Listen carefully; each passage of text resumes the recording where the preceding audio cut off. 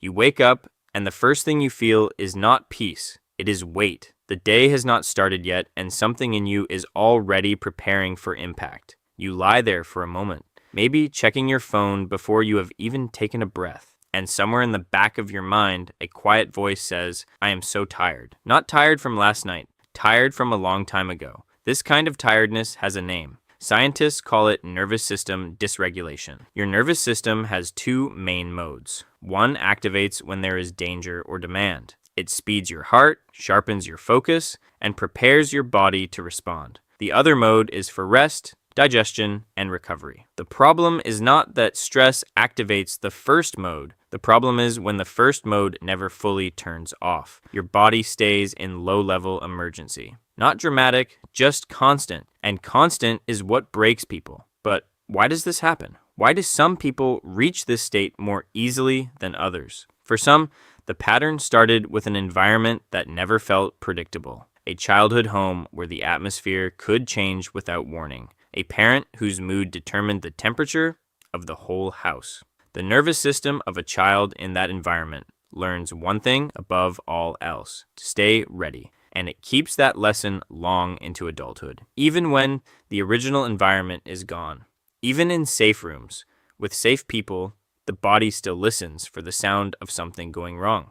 For others, it comes from a life built entirely around output, every hour accounted for, every moment justified by productivity. Rest feels uncomfortable, not because they are lazy, but because somewhere they absorbed the belief that their value depends on what they produce. So they push, they optimize, they answer messages at midnight and call it dedication. Their nervous system is not malfunctioning. It is responding perfectly to a set of beliefs that were never examined. And there are those who deplete themselves through other people, not because they are weak, but because they feel deeply. They are the ones who absorb a friend's crisis and cannot stop thinking about it at 2 a.m, who feel responsible for keeping the peace in every room they enter, who find it easier to hold other people's pain than to acknowledge their own. Their nervous system is not just carrying their own life, it is carrying pieces of everyone else's. Inside this experience, there is a specific kind of loop that runs quietly in the background. You tell yourself, you just need to get through this week. Then next week arrives and you say the same thing. You make plans to slow down someday. Someday stays abstract. Meanwhile, the body is keeping score. You notice that your patience is shorter than it used to be, that certain sounds irritate you in a way they once did not, that you can sit in a quiet room and still not feel quiet inside. These are not character flaws. They are signals. Your nervous system communicating in the only language it has. What you may not say out loud is this: you cannot remember the last time you felt genuinely okay without doing anything, without earning it, without finishing something first. Rest that arrives only after exhaustion is not rest, it is collapse, and the body learns the difference. Over time, this pattern collects a cost. Concentration becomes unreliable. Small decisions feel heavier than they should. Your sleep may be technically adequate, but you wake without the feeling that it restored anything. Emotionally, things that once felt manageable begin to feel sharp. You may find yourself pulling back from things you used to enjoy, not because you stopped caring, but because your system no longer has the bandwidth to feel pleasure clearly. The body is not punishing you, it is rationing. So why is it so hard to change this, even when you can see it clearly? Because the nervous system responds to familiarity, not logic. Busyness is familiar. Urgency is familiar.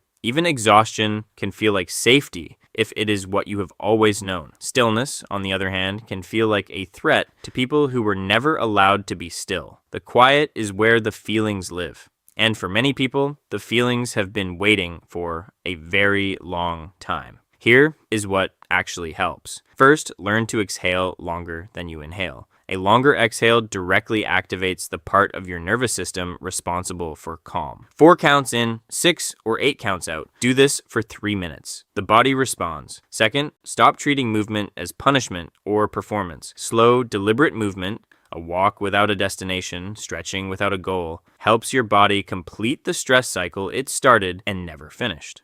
Third, protect the first 10 minutes of your morning, not from tasks, but for yourself. Before the phone, before the to-do list, just 10 minutes of existing without being needed. This is not luxury, this is maintenance.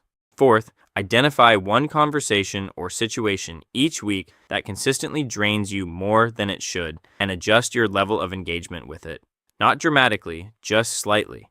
You do not have to explain this to anyone. Fifth, let your body feel safe somewhere. A specific chair, a specific time of day, a specific person in whose presence your shoulders actually drop. Deliberately return to that place or person regularly. Safety, when practiced, becomes a signal the body learns to recognize. Sixth, and this is the one most people skip, let someone see how you actually are. Not the managed version, not the fine version. Real connection, being known by another person, is one of the most direct regulators of the nervous system that exists. It is not weakness, it is biology. Here is the thing about your nervous system. It is not broken. It built exactly the patterns it needed to survive what it was given. The goal is not to shame those patterns into stopping. The goal is to slowly, consistently show your body that things are different now, that it is allowed to rest, that safety is not something it has to earn or wait for, that it can stop bracing,